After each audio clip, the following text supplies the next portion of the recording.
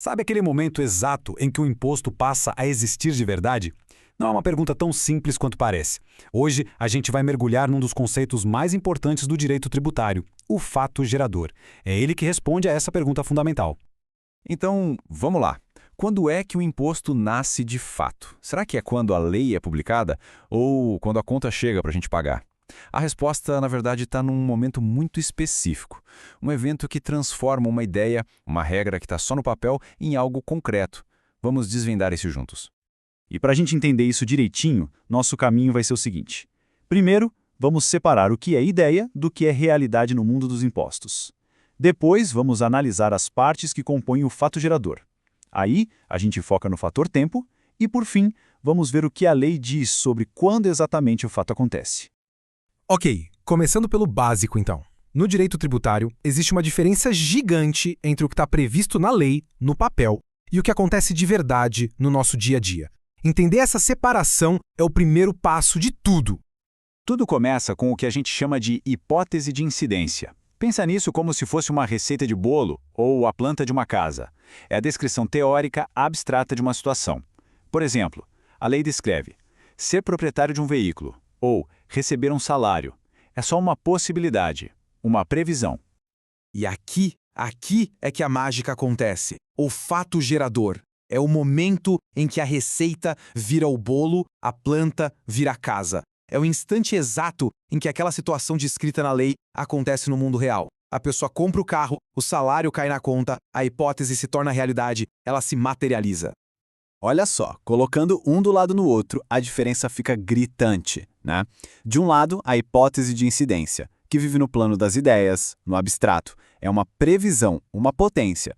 Do outro, o fato gerador, totalmente no plano concreto. É o acontecimento real, é a realização daquela potência.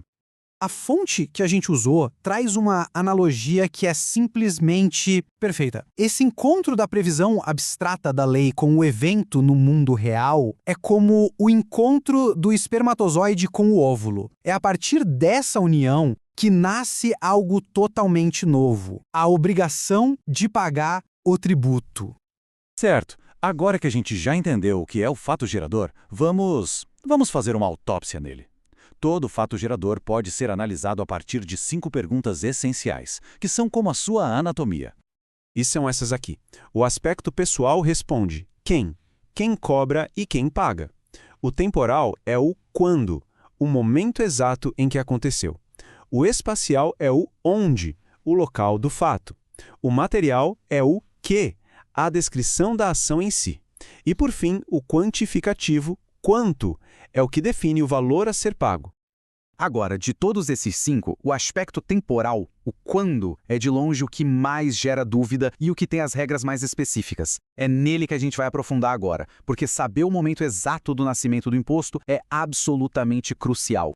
E olha, isso não é questão de opinião, tá? O Código Tributário Nacional, lá no seu artigo 116, deixa bem claro quais são as regras para definir esse momento. A lei não dá margem para eu acho que, ela determina um instante preciso. Então, vamos ao que interessa. Como é que os artigos 116 e 117 do Código Tributário resolvem essa questão do tempo para cada tipo de situação?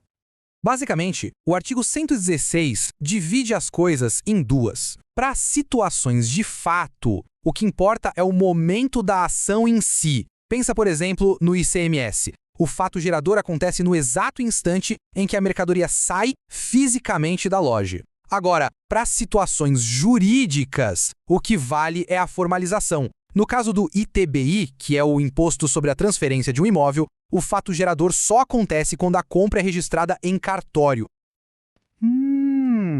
Mas isso leva a gente para uma outra questão, né? Porque a vida real tem seus e se. E se um negócio depende de algo acontecer no futuro para ele valer? Quando é que o imposto nasce nesse caso? A resposta para isso está no artigo seguinte, o 117.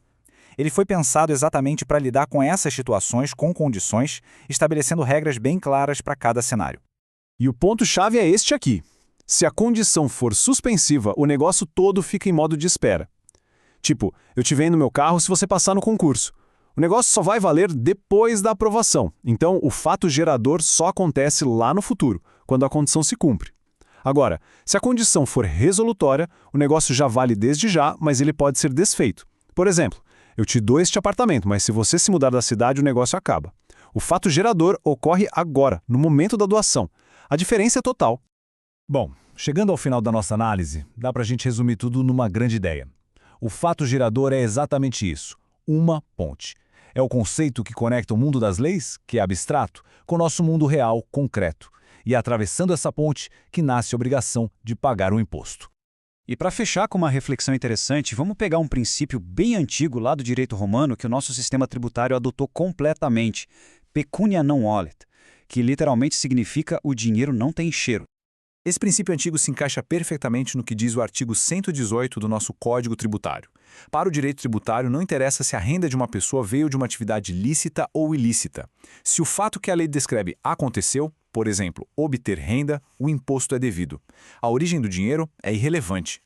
Isso nos deixa com uma pergunta final para pensar. Se até o lucro de uma atividade ilegal pode gerar um imposto totalmente legítimo, o que isso nos revela sobre a natureza do fato gerador? Mostra que ele é puramente objetivo, que ele só se importa com o fato em si, e nada mais. Fica aí a reflexão.